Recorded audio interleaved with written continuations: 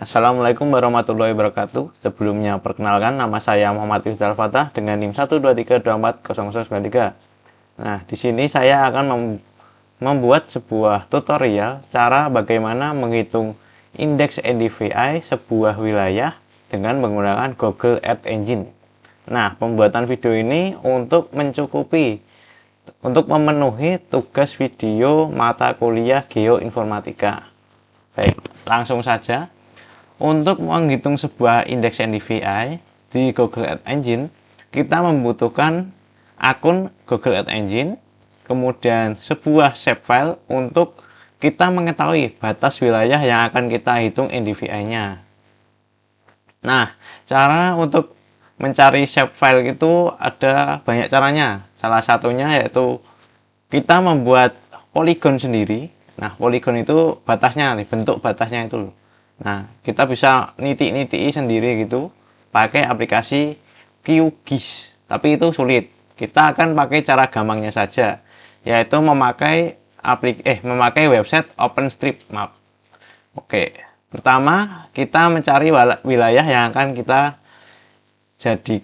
kita hitung NDVI-nya. Nah, di sini saya akan menghitung NDVI di wilayah Kalurahan Banyurjo. Pertama, kita cari ID dari wilayah tersebut agar kita ambil poligonnya, terus kita ekspor sebagai shapefile agar bisa digunakan di Google Ads Engine. Pertama kita tuliskan Banyurejo. Apakah ada? Nah, terus kan ada ini. Terus carinya yang batas administratif. Kalau yang desa itu nanti bukan batas wilayah, cuma desanya aja. Itu nggak bisa dipakai. Oke, kita klik di sini. Nah, itu muncul batas wilayahnya ini. Nah, kita copy ID-nya di sini. Ini ID dari wilayah ini. Terus kita membuat poligonnya memakai website polygons.openstreetmap.vr. Di sini kita akan mengambil poligon dari target wilayah yang akan kita hitung NDVI-nya tersebut dengan ID yang kita ambil dari OpenStreetMap, terus kita download sebagai GeoJSON. Nah, seperti itu. Terus kita masukkan ID-nya di sini, submit. Terus kita akan muncul available polygons for ID. Nah, ini ID-nya tadi. Terus kita pencet yang GeoJSON. Nah, GeoJSON-nya seperti ini. Nah, ini kita copy semuanya. Kita copy, terus kita pakai notepad, kita pastekan di sini. Nah, kalau sudah kita save. Nah, saat save-nya ini kita beri nama, contohnya Banyurejo. Oh, udah ada. Kita ganti ya tutorial.geojson. Jangan lupa .geojson-nya biar agar tidak error nanti. Terus ininya kita all files agar save-nya itu sebagai GeoJSON bukan txt. Nah, terus kemudian kita save. Setelah kita save, kita masuk ke website MapShaper. Nah, di sini fungsinya website ini adalah mengubah GeoJSON menjadi shapefile agar bisa dipakai di Google Ads Engine. Terus kita upload file GeoJSON kita tadi, kita open. Nah, terus muncul batas wilayahnya di sini. Ini kalau ditunggu nanti muncul petanya batas wilayahnya. Terus langsung saja kita ekspor. Nah, kita pilih yang shapefile, terus kita ekspor. Nah, langsung kedownload di tutorial menjadi tutorial.zip. Kemudian kalau sudah itu kita masuk ke Google Ads Engine-nya, terus kita upload si shapefile-nya tadi ke dalam aset. Terus ini milih yang shapefile, terus kita select source-nya, terus kita pilih yang zip tadi. Untuk filenya itu kita bisa zip atau kita bisa potongan. Jadi dalam shapefile ini nanti ada SHP, ada DPJ, PRJ, SHE. Jadi nanti bisa upload satu-satu atau langsung satu zip saja. Terus kita namanya ini diganti nanti. Kalau saya ini langsung tutorial saja. Terus kita tempat nyimpannya nanti bisa di cloud asset atau legacy asset. Jadi bisa di user atau di project. Saya mungkin ke user aja. Ke user aja, terus kita upload. Terus langsung nah ini proses uploadnya. Nanti kalau sudah selesai, nanti tanda centang seperti ini, sama seperti yang bawah ini. Nanti ada tanda centang ini kalau sudah berhasil terupload. Jadi ditunggu saja.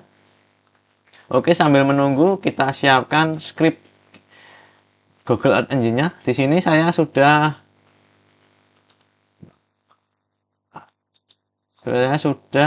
membuat sebelumnya di sini. Yes, nggak apa-apa. Nah, ini saya sudah menyiapkan scriptnya. Nanti ini akan saya sertakan di deskripsi agar bisa sebagai contoh atau digunakan langsung. Nah, kita copy saja. Nah, kita masih menunggu ini kok lama ini. Wifi saya nge-lag ini sebenarnya. Nanti kalau sudah berhasil itu nanti muncul di aset, terus di bawah bagian yang bawah karena saya nyimaknya di user. Nah, ini sudah selesai kan nih. Nah, terus kita refresh, nanti muncul filenya, nah, muncul tutorial. Nah, di script saya yang sebelumnya ini saya memakai 3 wilayah, yaitu Kelurahan Banyurjo, Catur Tunggal, dan Kepuharjo. Karena di tugas saya pakai 3 kelurahan, kita lanjutkan 3 kelurahan saja. Terus yang saya contohkan cara pasangnya saja. Di sini untuk cara pasangnya cukup ketikkan saja ini user/asep123/ nama dari asetnya tadi. Atau kalau mau cara yang lebih gampang, kita cukup pencet ini. Terus di bagian ini ada ada import ini. Kalian aslinya bisa kupas ini, atau kalau nggak mau kupas kita pencet import. Nah, nanti ada import ini, one entry ya, var table user asep 23 tutorial. Nah, ini bisa kita langsung ubah di sini jadi table gitu. Nah, ini sama saja, artinya ngambilnya dari sini gitu. Bedanya ini lewat import, kalau ini langsung ngambil dari sini. Oke, langsung saya jelaskan saja kode scriptnya baris per baris. Nah, pertama yaitu var kelurahan 1, var kelurahan 2, var kelurahan 3 ini semuanya adalah batas wilayah dari shape file dari aset kita tadi. Kelurahan pertama itu untuk Kelurahan Banyurjo, Kelurahan 2 untuk Kelurahan Catur Tunggal, dan Kelurahan ketiga untuk Kepuharjo. Kemudian kita ada variabel batas, yaitu penggabungan dari seluruh batas wilayah ini. Jadi nanti kita menghitung NDVI-nya itu tidak satu kelurahan, tapi langsung seluruh kelurahan digabung begitu, agar tidak terlalu rumit gitu. Kemudian ini ada variabel dataset. Ini kita meload data atau mengambil gambar-gambar dari satelit Sentinel-2 yang versi mengambil pantulan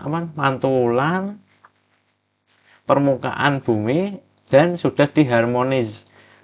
Karena satelit Sentinel-2 itu ada 2 satelit, yaitu Sentinel-2A dan Sentinel-2B yang beriringan mengambil gambar. Jadi diharmonisir itu artinya sudah diseragamkan gitu gambarnya. Kemudian kita memakai filter bounce. Jadi kita hanya mengambil gambar yang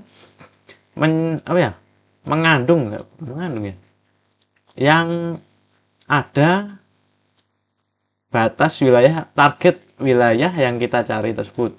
Jadi kita ngambil gambarnya satelitnya itu yang mengandung Kepuharjo, Catur Tunggal, dan Banyurjo. Jadi segini gambar satunya. Kita nggak ngambil yang gini ya. Ini kan nggak ada kaluran-kalurannya. Jadi ini nggak diambil, di skip. Jadi kita ngambil yang ada 3 kalurannya tersebut. Jadi gitu. Jadi nggak ngambil semuanya gitu. Terus kita filter tanggalnya, yaitu tahun 2022 bulan 4 tanggal 1 sampai 2022 bulan 10 tanggal 30. Ini bisa kita ganti saja jadi 2025, terus bulan 4, terus 2025 bulan 10. Kenapa ini bulan 4 dan bulan 10? Karena pada bulan April sampai bulan Oktober itu musim kemarau. Jadi saat daun-daunnya itu, vegetasinya itu saat lagi apa namanya? Lagi bagus-bagusnya gitu. Bukan saat musim hujan. Sama biar nggak mendung kayaknya. Jadi gambarnya itu biar bagus gitu. Kemudian kita filter cloudy pixel percentage 20. Jadi ini kita ngambil gambarnya itu yang memiliki awan di bawah 20%. Jadi agar gambarnya itu langsung ke pohonnya gitu, tidak ketutupan awan. Karena kalau ketutupan awan nanti warnanya jadi putih. Nah, putih terus kalau di NDVI jadinya merah gitu. Terus kita median itu agar kita dapat gambar yang paling bagus gitu, tidak ketutupan awan, tidak ketutupan pesawat dan lain-lain. Median ini artinya bukan ngambil gambar yang pas-pasan, yang tidak buruk atau tidak bagus, tapi ini contohnya di setiap pixel ini. Nah ini, ya gampangnya setiap satu pixel itu dinilai oleh GE-nya ini dinilai. Nilainya itu misalnya 0 sampai 3000. 0 itu gelap, 3000 itu terang atau putih. Jadi kita ngambil nilai tengah-tengah yaitu 1500 atau 1200 yang gambarnya itu benar-benar kelihatan, benar-benar bagus. Jadi dalam satu wilayah ini kita ngambilnya nilainya yang bagus semuanya. Jadi tidak ketutupan awan dan tidak ketutupan pesawat seperti itu. Kemudian kita membuat variabel NIR atau variabel inframerah dekat. Kita ngambil dataset select B8 atau band 8. Band 8 itu gelombang cahaya yang inframerah atau gelombang cahaya yang dikeluarkan oleh vegetatif atau pohon gitu. Terus variabel red untuk menyimpan dataset select band 4. Band 4 itu cahaya warna merah, gelombang cahaya warna merah yang diambil oleh satelit. Kemudian ada variabel NDVI, ini menghitung rumus untuk menghitung NDVI-nya, yaitu NIR dikurangi red dibagi NIR ditambah red. Terus diganti namanya menjadi NDVI di sini.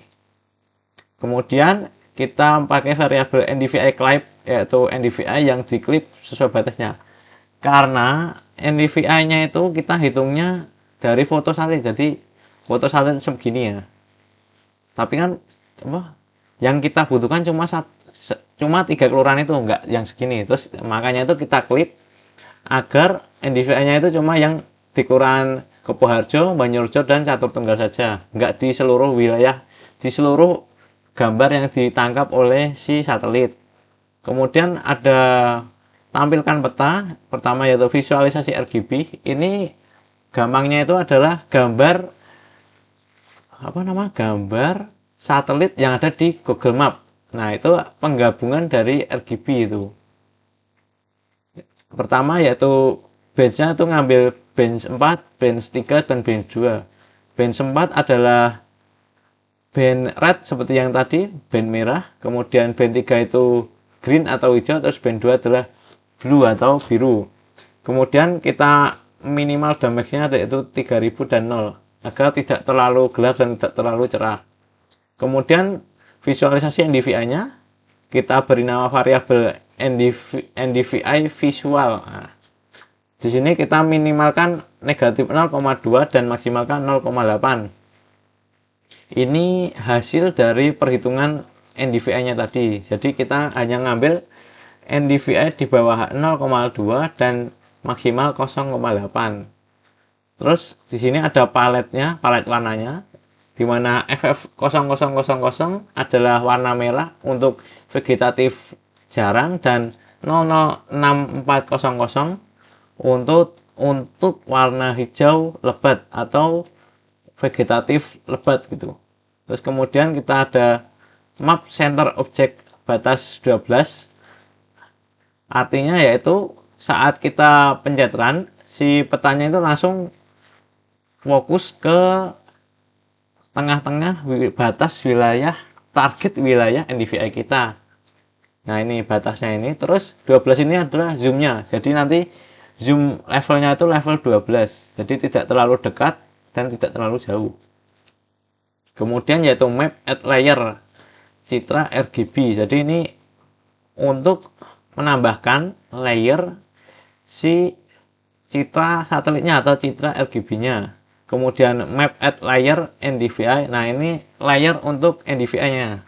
Kemudian map at layer kelurahan 1, kelurahan 2 dan kelurahan 3. Ini untuk kita tahu batas wilayah Banyurejo seberapa, Kepuharjo seberapa, dan Catur Tunggal seberapa. Di mana kelurahan 1 atau Banyurejo kita beri warna merah, kelurahan 2 atau Catur Tunggal kita warna biru, kemudian kelurahan 3 atau Kepuharjo kita beri warna yellow. Dan di sini saya beri false ini artinya agar saat diran tidak langsung muncul warnanya itu, nggak menutupi NDVI-nya gitu. Jadi nanti perlu diaktifkan di bagian layer di sini. Oke, kemudian terakhir yaitu bagian legendanya. Ini untuk menampilkan legenda di bagian sini agar tidak bingung saat melihat petanya tersebut. Yang pertama yaitu var legend style position bottom left. Jadi nanti biar ada di sisi kiri bawah sini dengan padding 8px agar tidak dempetan dengan batas layar ini, dan backgroundnya itu white. Jadi warna legendanya itu putih gitu. Terus legend UI add UI label. Nah, ini judulnya klasifikasi NDVI dengan stylenya itu bold dan size-nya itu 14 pixel. Kemudian ini ada variabel colors dan names. Ini untuk pengertian legendanya nanti. Jadi misalnya ini FF000 kan merah. Nah, artinya itu non vegetasi. Kemudian ada 006400 itu artinya lebat. Nah, seperti itu. Kemudian ini ada perulangan untuk legendanya. Jadi kan gampangnya ini nanti misalnya warna merah. Terus ini artinya non vegetasi. Nah, itu diulangi lagi seterusnya sampai di hijau dan lebat. Jadi tidak perlu menambahkan legendanya satu-satu. Kemudian ini ada legend add. Nah, ini untuk perulangan. Jadi kan pertama kan mengulang ini. Kalau udah terus kita panggil lagi, terus ngulang terus sampai habis gitu. Terus ini ada map add legend. Nah, ini untuk menambahkan si legendanya ini. Jadi ini nanti menambahkan di petanya ini. Langsung saja coba kita run. Oh, ternyata ini ada error di sini. Batasnya kenapa error? Oh, ini nggak pakai petik kayaknya. Nah, coba kita run. Oke, bener. Karena tadi harusnya nggak pakai petik, karena ini sudah variabel kayaknya. Jadi kan kalau ini kan masih kayak kok string ya. Yang penting ini belum variabel, jadi harus dikasih petik. Kalau ini udah variabel nggak usah petik. Nah, ini sudah muncul. Nah, ini itu RGB visualisasi atau si gambar satelitnya. Kita dekat. Nah, seperti ini. Nah, kalau ini untuk NDVI-nya. Nah, terus ini ada legendanya di sini. Merah untuk non vegetasi, kuning untuk jarang, hijau muda untuk sedang, hijau untuk cukup, dan hijau tua untuk lebat. Nah, terus ini untuk layarnya. Nah, ini yang tadi saya bahas tadi, yaitu warnanya. Coba kita hidupkan di sini. Nah, kita tahu kelurahan 3 itu Kepuharjo warna kuning, terus kelurahan 2 warna biru yaitu Catur Tunggal, dan kelurahan 1 warna merah yaitu Banyurejo. Nah, agar kita tahu wilayah mana aja gitu. Oke, kita matikan saja, terus kita bahas NDVI-nya. Nah, dari sini kan kita jadi tahu kalau Banyurejo itu sedang gitu loh. Nggak terlalu lebat dan tidak terlalu jarang. Nah, di Kepuharjo ini kan kita tahu sendirilah, daerah dekat Kaliurang. Jadi ini bisa kita lihat banyak lebatnya. Berbeda dengan Catur Tunggal yang daerah perkotaan. Jadi banyak jarangnya. Pohonnya jarang. Oke. kita bahas di Banyurejo saja. Coba kita zoom. Ini setiap zoom itu ke refresh petanya, jadi ngulang terus ini. Oke, wait, sinyal yang lag ini. Oke, ada. Oke, nah, lihat DVI-nya. Nah, bisa kita lihat di sini untuk warna yang agak sedang atau cukup ini biasanya ini area perumahan atau kampung desa gitu. Jadi untuk pemukiman warga gitu. Terus merah ini itu untuk sungai karena sungai tidak mengeluarkan inframerah, jadi inframerah vegetasi, jadi menjadi merah ini karena tidak ada pohon di sungai. Kemudian yang hijau lebat ini, untuk lebat ini biasanya di daerah yang banyak pohonnya. Coba kita matikan di layar NDVI. Nah, kita zoomkan sedikit. Nah, bisa kita lihat. Nah, ini daerah ini kan tadi close. Nah, ini daerah sini kan, nah, kuning-kuning karena ini pemukiman warga. Jadi jarang ada pohonnya. Dan di sini kan masih di area persawahan ini masih ada pohon-pohonnya. Nah, di sini kelihatan lebatnya. Kemudian ini tuh selokan Mataram. Tapi kan saat ini sedang dibangun tol Jogja Bawen. Jadi di sini jarang ada pohonnya. Jadi kelihatan kuning jarang dan non vegetasi. Non vegetasi ini karena tolnya itu warna putih. Jadi ketangkapnya itu jarang ini. Atau non vegetasi karena putih. Kalau yang tanah ini kan kelihatannya jarang ini. Nah, jarang dong. Kuning, nggak merah. Itu. Terus coba kita ke catur tunggal, ke kampus kesayangan kita aja ya.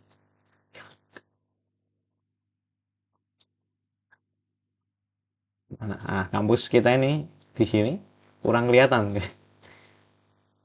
Nah, ini jadi yang area pemukiman warga atau kampus itu jarang akan vegetasi tumbuhan. Beda dengan yang ini. Nah, daerah sini tuh area wait. Oh, ini nih. Ini area ya apa sih ini? Sawah ini, persawahan kayaknya. Saya lupa ya. Ya betul tuh, area persawahan. Oh, dan ini area Lembah Pramuka kalau nggak salah. Nah, Lembah Pramuka Babarsarinya kelihatan lebat. Berbeda dengan area lainnya. Nah, ini pemukiman ini merah-merah sampai jarang ini. Kemudian kita coba ke Kepuharjo. Wait. Nah, Kepuharjo. Nah, di sini kan masih banyak pemohonan. Jadi di sini warna yang ditampilkan itu hijau tua, yang artinya masih lebat. Nah, untuk yang jarang ini itu sungai ini. Nah, sungai yang dialiri oleh lahar. Jadi sungainya itu nggak ada airnya, jadi tidak merah, tapi cukup kuning saja. Karena memantulkan warna coklat. Jadi cuma kuning jarang.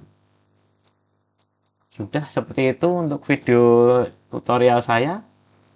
Bila ada salahnya saya mohon maaf. Wassalamualaikum warahmatullahi wabarakatuh.